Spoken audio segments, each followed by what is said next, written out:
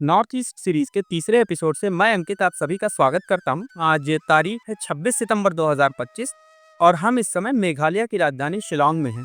जैसा कि पिछले एपिसोड में आपने देखा, उस समय हम नागालैंड में थे, जूको वैली की ट्रैक कर रहे थे। अगर आपने वो एपिसोड नहीं देखा है तो उसका लिंक मैं डिस्क्रिप्शन में दे दूंगा। तो इस एपिसोड में हम जो शिलांग की साइट सीइंग लोकेशंस हैं उनको साथ में मिलकर एक्सप्लोर करने वाले हैं। लेकिन उससे पहले चलिए आपको एक बार दिखाता हूँ कि हमने अपनी नागालैंड से यहाँ तक की यात्रा कैसे कंप्लीट करी। जैसा कि आपने पिछले वीडियो में देखा होगा, हमने अपना होमस्टे किग्वेमा नाम के विलेज में बुक किया था। तो किग्वेमा से पहले हम लोकल टैक्सी लेकर के कोहिमा आए, फिर कोहिमा से हम आए दीमापुर और दीमापुर से हमने ओवरनाइट ट्रेन बुक कर रखी थी गुवाहाटी के लिए।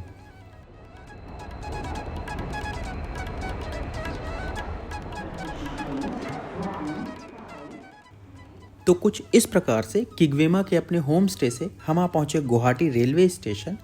अगर हमारी तरह आप भी गुवाहाटी रेलवे स्टेशन पे आ रहे हैं और फ्रेश होकर के आगे की जर्नी करना चाहते हैं तो गुवाहाटी रेलवे स्टेशन के प्लेटफॉर्म नंबर 1 पर एग्जीक्यूटिव लाउंजेस बने हैं। साफ़ सुथरी जगह है, आप यहाँ पे सर्विसेज को अवेल कर सकते हैं। नॉमिनल चार्जेस हैं, उनको पे करके।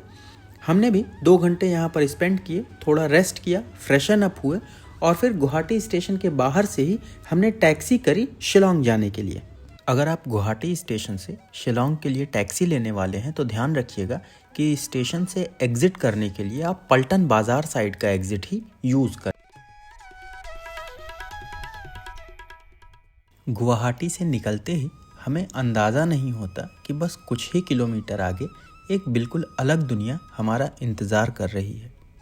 लगभग 100 किलोमीटर की ये यात्रा मैदानी असम से शुरू होकर हमें मेघालय की ऊंची पहाड़ियों तक ले जाती है। जैसे जैसे सड़क ऊपर चढ़ती है, हवा ठंडी होने लगती है और चारों तरफ हरियाली गहराने लगती है। ये रास्ता हमें भारत के सबसे ज़्यादा बारिश वाले इलाकों की ओर ले जाता है। रास्ते में पड़ने वाली उमियम झील ये वो जगह होती है जहाँ रुककर ज़्यादातर लोग पहली बार ये महसूस करते हैं कि वो सच में मेघालय पहुँच चुके हैं। सिर्फ 3 घंटों के सफ़र में भाषा बदल जाती है, संस्कृति बदल जाती है और महसूस होता है कि हम किसी नए राज्य नहीं बल्कि एक नई दुनिया में प्रवेश कर चुके हैं। शिलांग में हमने होटल की कोई प्री बुकिंग कर नहीं रखी थी, तो पहुंचने के बाद हमारी टैक्सी ने हमें छोड़ा है पुलिस बाज़ार में, जो कि यहाँ का मेन स्क्वायर है। वहाँ पर ही शौर्य इन करके एक होटल है जिसको हमने फाइनल किया। होटल की लोकेशन बहुत अच्छी है, रूम्स हालांकि थोड़े छोटे हैं, पार्किंग का एज सच कोई स्थान है नहीं, लेकिन होटल की जो लोकेशन है वो अपने आप में बहुत अच्छी है। अगर आप पुलिस बाज़ार में रहना चाहते हैं और मिड रेंज में होटल खोज रहे हैं तो हमारी तरफ से हाईली रिकमेंडेड है कि आप शौर्य इनको एक बार चेक करें। यहाँ पर किसी भी होटल में आपको नहीं मिलेगा। सो ये होने वाला है हमारा। होटल में सेटल होने के बाद हम निकले एक इवनिंग स्ट्रॉल पर। पुलिस बाजार से पास में ही एक वार्ड्स लेक करके झील है। स्थानीय लोग इसे पोलॉक्स लेक भी कहते हैं और इसका नाम जो असम के चीफ कमिश्नर हुआ करते थे ब्रिटिश काल में, सर विलियम वार्ड, उनके नाम पे इसका नाम रखा गया है। इस झील का निर्माण 1894 में हुआ था। ऐसा कहा जाता है कि एक खासी लेडी ने शिलांग में अपने रोज़मर्रा के जीवन से ऊबकर इस जगह को सजाया था और बाद में उसी से इंस्पायर होकर के इस झील के चारों तरफ सुंदर बागीचा तैयार किया गया। घोड़े के नाल जैसी आकार वाली यह आर्टिफिशियल झील चारों तरफ हरियाली, फूलों के बिस्तर और खूबसूरत बोटैनिकल गार्डन से घिरी हुई है।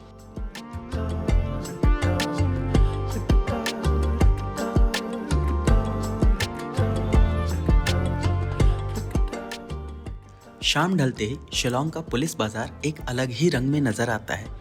ठंडी हवा, जलती हुई स्ट्रीट लाइट्स और चारों तरफ लोगों की मौजूदगी सब मिलकर इस जगह को जिंदा सा बना देते हैं। यहाँ चलते हुए स्थानीय स्ट्रीट फूड की खुशबू और हल्की हल्की म्यूजिक पूरे एटमॉस्फेयर को एक खास वाइब प्रदान करती है। पुलिस बाजार की शामें शिलांग की धड़कन को महसूस करने का एक जरिया होती हैं।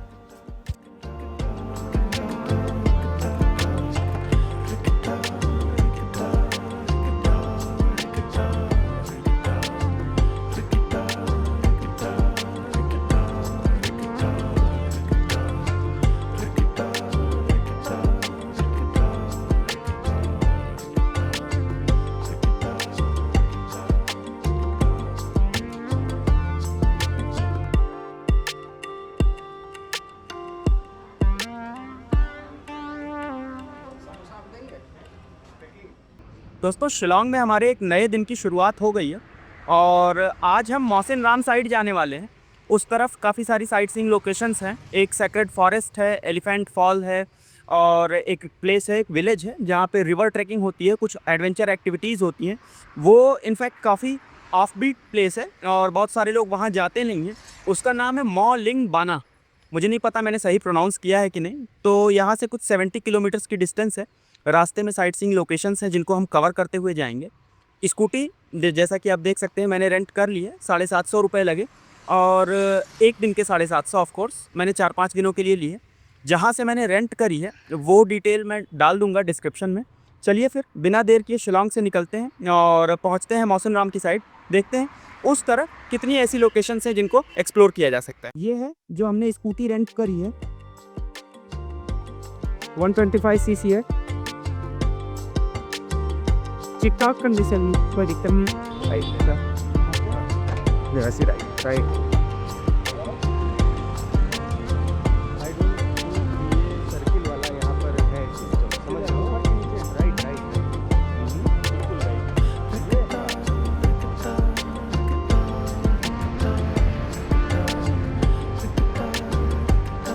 मार्केट जैसा यहाँ हमने फ्रूट सैलेड लिया, यही हमारा ब्रेकफास्ट होने वाला है।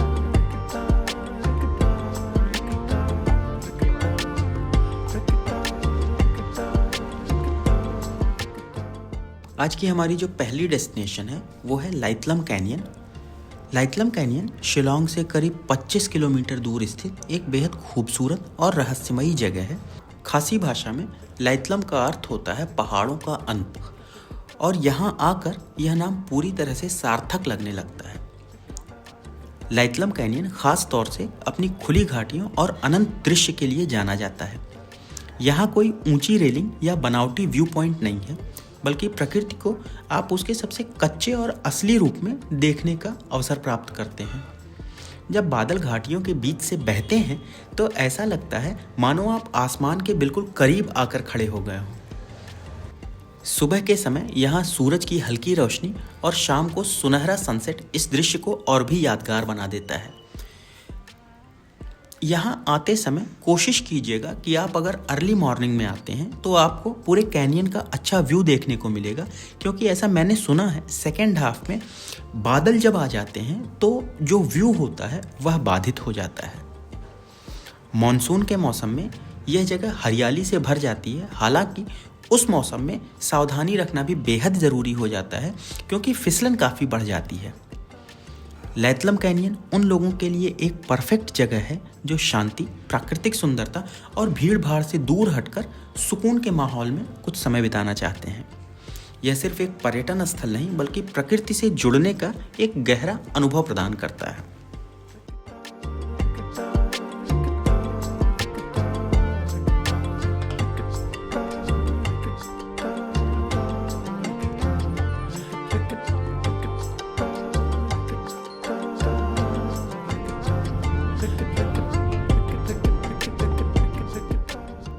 हमारी आज की अगली डेस्टिनेशन है माओ फ्लांग का सेक्रेड फॉरेस्ट। यह जंगल मेघालय की खासी पहाड़ियों में स्थित एक रहस्यमयी और आध्यात्मिक महत्व वाला जंगल है। शिलोंग से करीब 40 किलोमीटर की दूरी पर स्थित यह जंगल खासी जनजाति की आस्था और परंपराओं का जीवंत प्रतीक माना जाता है।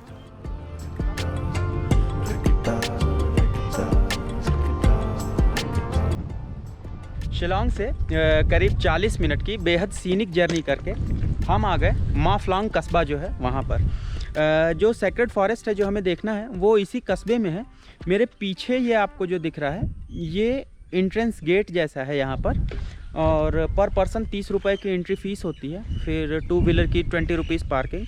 उसके बाद अगर आप गाइड करते हैं तो गाइड के चार्जेस होते हैं ऑफ कोर्स। अभी चूँकि हमें यहाँ से रिवर ट्रैकिंग के लिए आगे जाना था तो हमारे पास बहुत ज़्यादा समय नहीं था, तो हमने हाफ डे का जो गाइड होता है वो लिया है, उसके लिए 350 रुपये दिए हैं। चलिए इस गेट को क्रॉस करेंगे, नीचे ही हमें गाइड मिलेगा और चलते हैं, देखते हैं और आपको भी दिखाते हैं सेक्रेड फॉरेस्ट।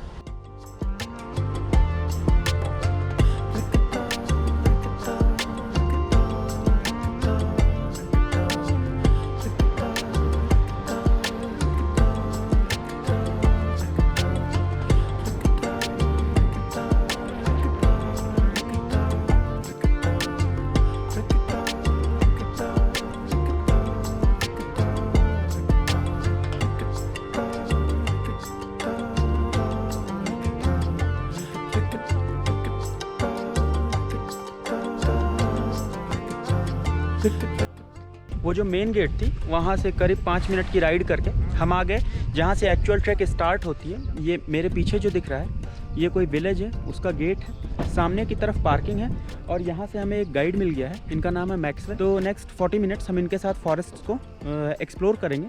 जो अलग अलग तरह की यहाँ पे वनस्पतियाँ हैं वो उनका जो महत्व है वो सारी चीज़ें ये बताएंगे, इसीलिए हमने गाइड भी किया है। चलिए चलते हैं जंगल की तरफ और देखते हैं कैसा दिखता है।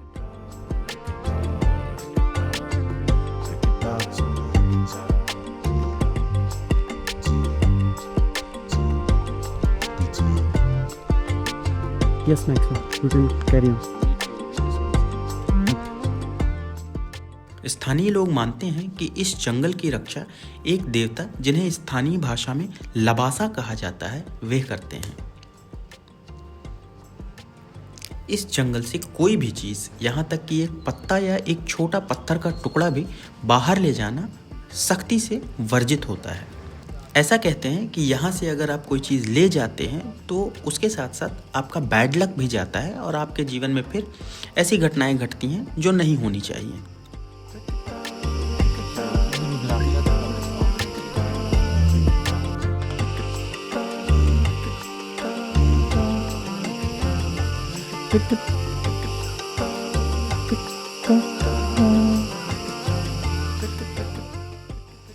यह जंगल हजारों साल पुराना माना जाता है और यहाँ ऐसे पेड़, काई, जड़ें और चट्टानें हैं जो समय के साथ रहस्यमयी आकृतियां बना चुके हैं।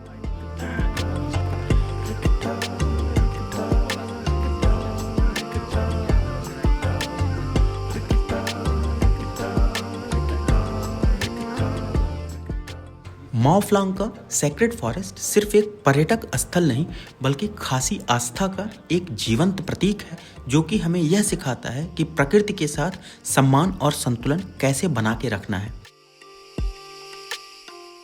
यहाँ आकर इंसान प्रकृति की ताकत और स्थानीय संस्कृति की गहराइयों को महसूस करता है।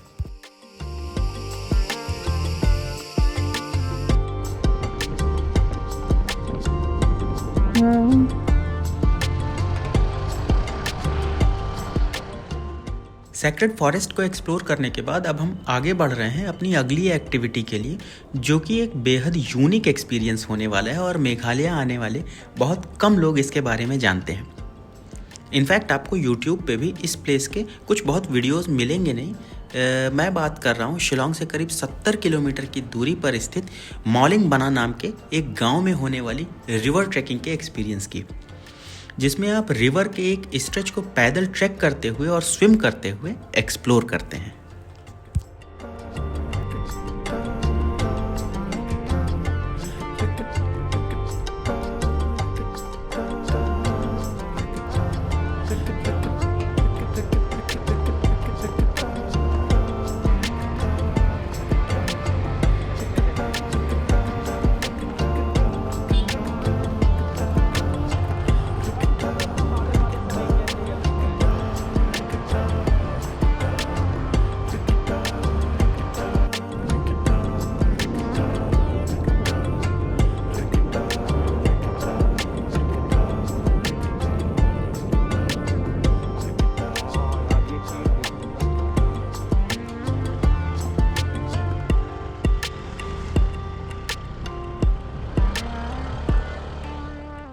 अभी हम आ पहुँचे हैं मौसिनराम में।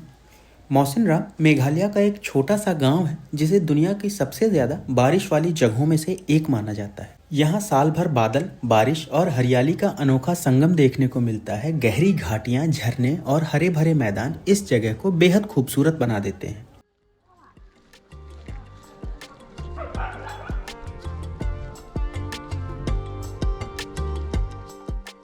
शिलोंग से मौसिनराम की यात्रा मेघालय की सबसे सुंदर सड़क यात्राओं में से एक मानी जाती है। जैसे ही आप शहर से बाहर निकलते हैं, सड़कें घने जंगलों, खुले घास के मैदानों और गहरी घाटियों के बीच से गुजरने लगती हैं।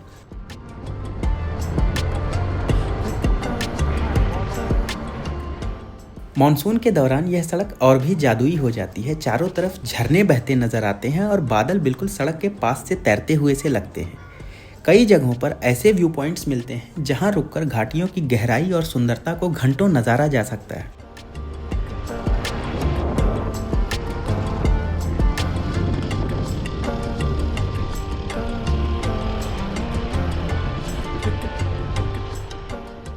हर मोड़ पर बदलता नज़ारा इस सफ़र को बेहद रोमांचक बना देता है। रास्ते में छोटे छोटे गांव, लकड़ी के घर और खेतों में काम करते स्थानीय लोग मेघालय की सहज जीवनचर्या आपके सामने प्रस्तुत करते हैं।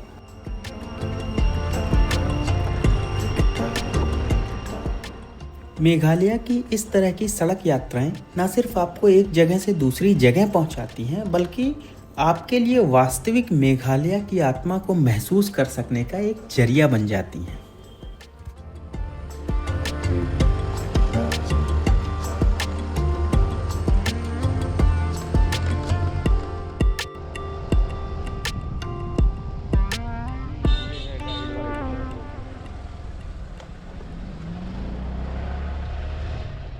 शिलांग से मॉलिंग बना तक का करीब 4 घंटों का बेहद सीनिक सफ़र हमने किया और बहुत ही सुंदर रास्ते थे।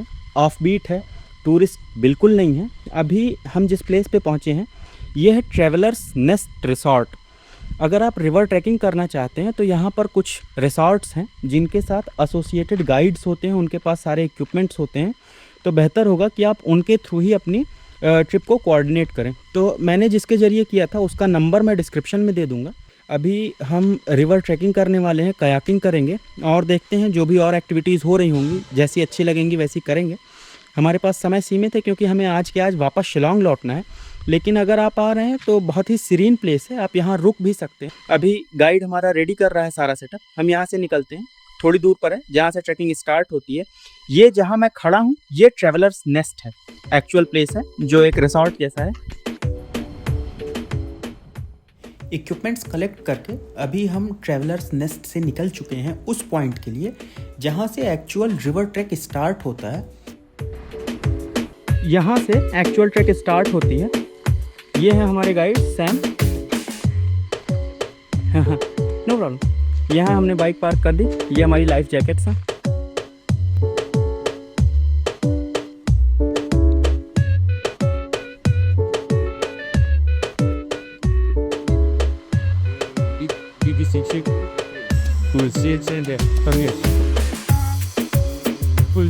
Okay, avoid it. Yes.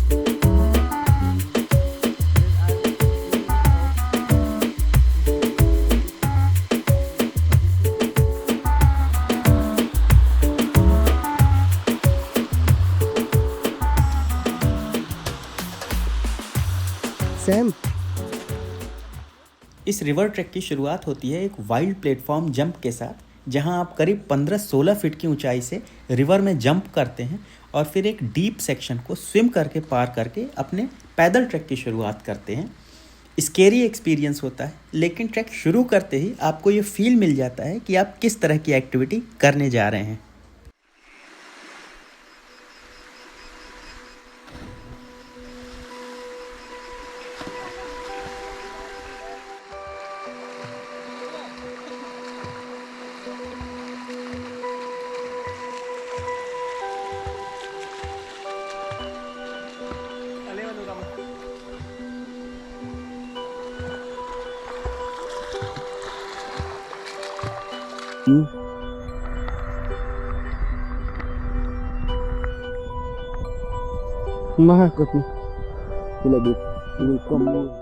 Mauli बना रिवर ट्रैकिंग मेघालय का एक अद्वितीय और रोमांचक अनुभव है।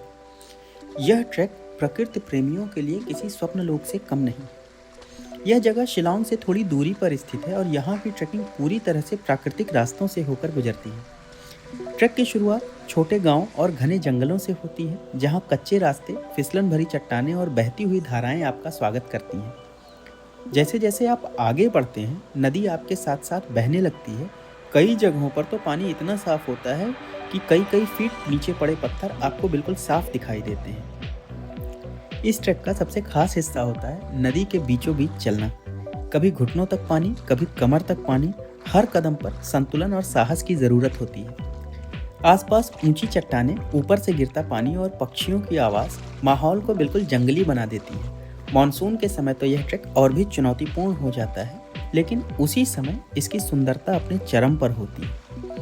रास्ते में प्राकृतिक झरने, गुफाएं और शांत जलकुंड मिलते हैं, जहां कुछ देर रुककर आराम भी किया जा सकता है।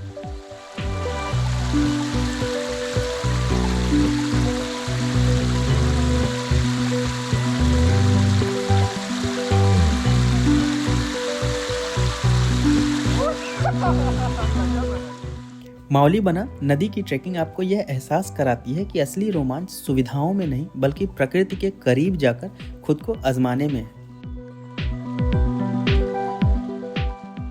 यह अनुभव लंबे समय तक आपके साथ रह जाता है।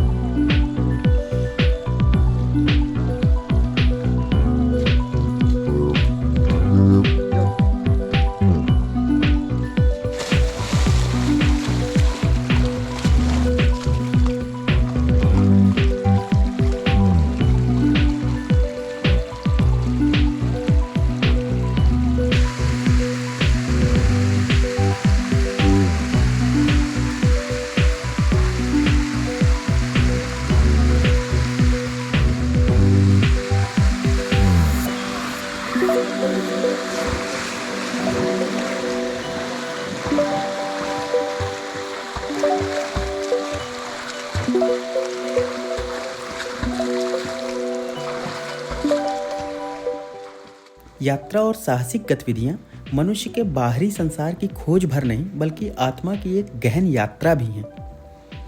जब इंसान परिचित दीवारों, तयशुदा रास्तों और सुरक्षित दायरों से बाहर कदम रखता है, तभी वह वास्तव में स्वयं से मिलने की प्रक्रिया शुरू करता है। यात्रा हमें सिखाती है कि जीवन ठहराव में नहीं बल्कि निरंतर प्रवाह में अर्थ पाता है।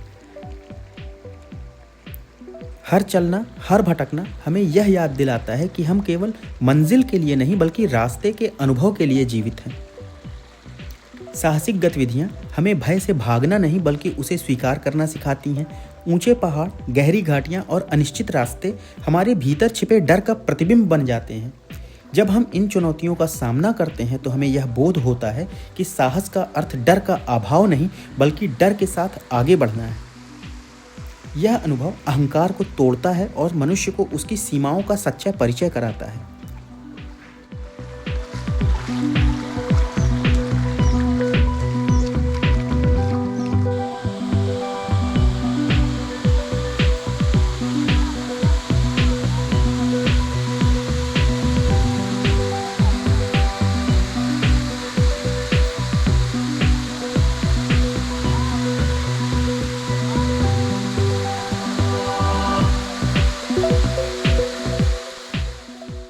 प्रकृति के सानिध्य में समय बिताने से इंसान अपनी लघुता को स्वीकार करना सीखता है। विशाल आकाश, अनंत जंगल और निरंतर बहती नदियां यह सिखाती हैं कि हम ब्रह्मांड के केंद्र नहीं बल्कि उसका एक छोटा सा हिस्सा मात्र हैं। यही स्वीकार्यता जीवन में विनम्रता और संतुलन लाती है। यात्रा हमें क्षणभंगुरता का बोध कराती है। रास्ते बदलते हैं, दृश्य मिट जाते हैं, लेकिन अनुभव भीतर अंकित रह जाते हैं। साहस और यात्रा के माध्यम से मनुष्य अपने भीतर स्थिरता खोजता है और समझता है कि जीवन की सच्ची सार्थकता बाहरी उपलब्धियों में नहीं बल्कि उस आंतरिक परिवर्तन में है जो हर यात्रा के बाद उसे थोड़ा और मानवीय बना देता है।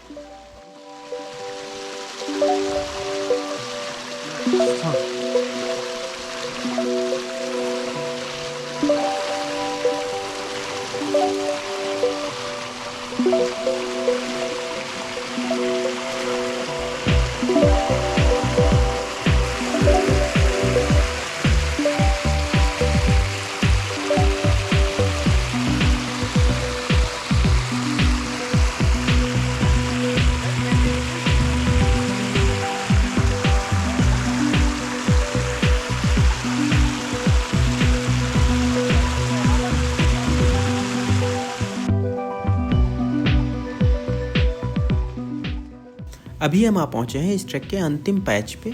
ये जो अंतिम सेक्शन है इस ट्रैक का, ये शायद सबसे डिमांडिंग सेक्शन कहा जाएगा, क्योंकि इसमें आपको करीब 200-250 फीट की जो लंबाई है नदी की और जहाँ पर गहराई भी ठीक ठाक है, उस सेक्शन को तैर करके पार करना होता है। बीच में कहीं कोई रॉक या जहाँ आप रुक करके रेस्ट कर सकें ऐसा कोई पैच नहीं है। यानी वंस यू स्टार्ट स्विमिंग, आपको वो पूरा पैच स्विम करते हुए पार करना होता है और तब आप नदी की दूसरी तरफ पहुंचते हैं जहां फाइनली आप इस ट्रैक से एग्जिट कर जाते हैं। कुल 3.5-4 घंटे की एक्टिविटी होती है अगर आप मज़ा लेके करते हैं। हमारा अनुभव बहुत ही शानदार रहा और अगर आप इस तरफ आ रहे हैं और मानसून का समय है तो इस एक्टिविटी को ज़रूर ट्राई कीजिएगा।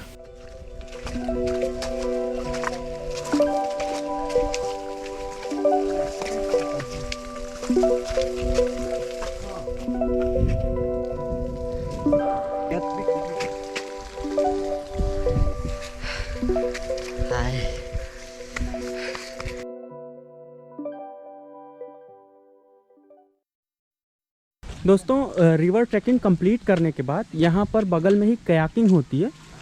तो थोड़ा अभी हमारे पास डे लाइट बची हुई थी तो हम आ गए हैं कयाकिंग करने के लिए। और इस प्लेस के बारे में तो मैं क्या ही बताऊँ, मतलब हमने चांस लिया था यहाँ आने का, बिकॉज़ कुछ बहुत ज़्यादा इन्फॉर्मेशन इस प्लेस के बारे में थी नहीं। अगर आप कहीं सर्च करेंगे तो इस प्लेस के बारे में आपको उतनी डिटेल्ड इन्फॉर्मेशन कहीं मिलेगी नहीं। लेकिन मतलब हमारा अनुभव तो यहाँ पर आने का इतना अच्छा रहा कि मैं सबको रिकमेंड करूँगा कि अगर आप शिलांग में हैं तो इस तरफ आइए। पूरी यात्रा भी बहुत अच्छी है, जर्नी भी बहुत सुंदर है, एडवेंचरस है, और फिर यहाँ पे जिस तरह की एक्टिविटीज़ हैं वो तो माइंड ब्लोइंग है। एनीवेज, चलिए कयाकिंग करते हैं और उसका अनुभव आपको दिखाते हैं कि कयाकिंग करने का अनुभव यहाँ पर कैसा रहता है। मौलीबना नदी मेघालय के साउथ वेस्ट खासी हिल्स जिले में स्थित है और यह खासी पठार की जो भौगोलिक संरचना है उसका एक महत्वपूर्ण हिस्सा है। यह क्षेत्र मुख्य रूप से चूना पत्थर यानी कि लाइमस्टोन से बना हुआ है, जिसके कारण यहाँ कार्स्ट की जो लैंडस्केप्स हैं वो पाए जाते हैं। नदी का मार्ग इन्हीं चूना पत्थर की चट्टानों को काटता हुआ आगे बढ़ता है, जिससे बहुत सारे नेचुरल गॉर्जेस, संकरी घाटियाँ और चिकनी शिलाएं बनी हुई हैं। भौगोलिक दृष्टि से मौलीबना नदी यह दर्शाती है कि कैसे वर्षा, चट्टानी संरचना और समय मिलकर किसी क्षेत्र की प्राकृतिक बनावट और सौंदर्य को आकार देते हैं।